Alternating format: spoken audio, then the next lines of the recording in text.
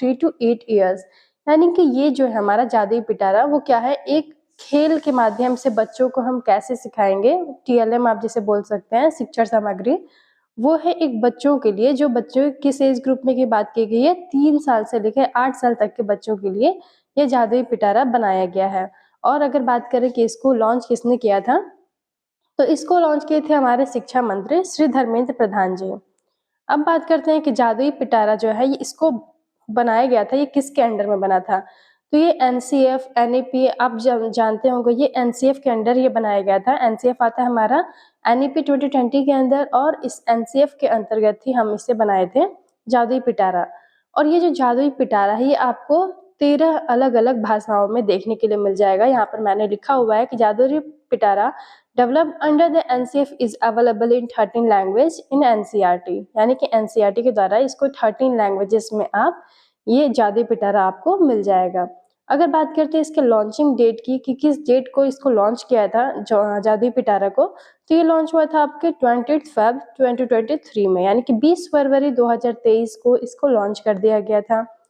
अब बात करते हैं कि ये किस क्लास के बच्चों के लिए है जादुई पिटारा, तो मेनली ये जो जादुई पिटारा बनाया गया था ये क्लास 1 और 2 के लिए बनाया गया था, और साथ ही साथ अगर एज की बात करते हैं तो 6 से 8 वर्ष तक के बच्चों के लिए भी जादुई पिटारा को यूज किया जाता है। अब बात करते हैं कि ये जो जादुई पिटारा है इसमें कुछ आयाम यानी कि कुछ डोमेन्स लिए गए थे बच्चों के लर्निंग और डेवलपमेंट को लेकर। तो अब वो 5 डोमेन कौन कौन से, ये बहुत इंपॉर्टेंट है क्योंकि आपसे इंटरव्यू में डायरेक्ट इससे क्वेश्चन पूछा जा सकता है। तो हमारा पहला है physical domain. Physical domains means जो हमारे बॉडी से रिलेटेड हो, यानी कि हमारे जो बॉडी से रिलेटेड जो भी डेवलपमेंट है उसको रखा गया सबसे पहले नंबर पे फिजिकल डोमेन। सेकंड डोमेन की बात करते हैं तो ये हमारा socio emotional and ethical development, यानी कि समाज और संवेग से, जो आप जानते होंगे, आपने पढ़ा होगा संवेगिक विकास, सामाजिक विकास, तो इसको इन्होंने रखा है सेकंड नंबर पे। थर्ड बात करते हैं तो कॉग्निटिव डेवलपमेंट। अब कॉग्निटिव डेवलपमेंट क्या है, तो ये हमारे मस्तिष्क का यानी कि संज्ञान का जो विकास होता है इसे हम बोलते हैं कॉग्निटिव डेवलपमेंट। थर्ड पे इन्होंने कॉग्निटिव डेवलपमेंट रखा। नेक्स्ट हम बात करते हैं फोर्थ डोमेन की, तो फोर्थ डोमेन यहाँ पर दिया हुआ है लैंग्वेज एंड लिटरेसी डेवलपमेंट, यानी कि भाषा और साक्षरता का विकास, इन्होंने चौथे नंबर पर रखा है, भाषा एवं साक्षरता का विकास।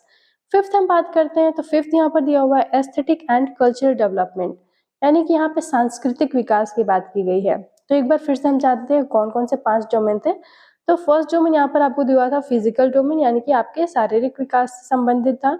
सेकंड है socio emotional and ethical development, यानी कि ये सामाजिक सांवेगिक विकास है। थर्ड है कॉग्निटिव डेवलपमेंट, जो है आपके संज्ञान से रिलेटेड। फोर्थ हो जाता है हमारा लैंग्वेज एंड लिटरेसी डेवलपमेंट, यानी कि भाषा और साक्षरता से संबंधित। और फिफ्थ हो जाता है हमारा एस्थेटिक एंड कल्चरल डेवलपमेंट।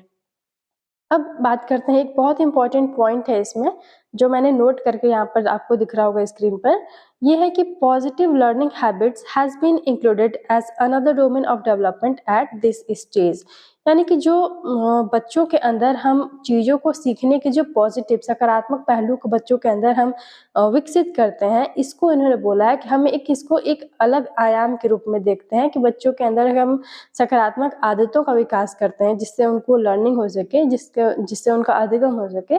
तो इसको हम लेंगे अपने एक अनदर डोमेन के रूप में, यानी कि एक अलग से डोमेन में ही इसको भी माना जाएगा, आयाम भी ये भी है।